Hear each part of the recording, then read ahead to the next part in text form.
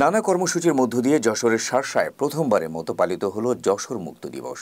শুক্রবার সকাল 9:30টায় সরকারি শার্শা পাইলট মাধ্যমিক ময়দানে দিবসটি পালিত হয়।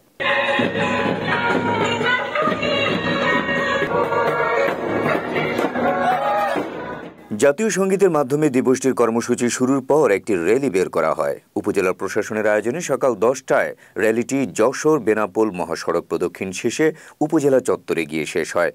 র্যালিতে উপজেলা নির্বাহী কর্মকর্তা কাজী নাজিব হাসান, উপজেলা বিএনপির আহ্বায়ক আলহাজ খায়রুজ্জামান মধু ও কমিশনার ভূমি নুসরাত ইয়াসমিন সহ মুক্তিযোদ্ধা, সরকারি বিভিন্ন প্রতিষ্ঠানের প্রধান, স্কুল কলেজের শিক্ষক শিক্ষার্থীরা অংশ নেন।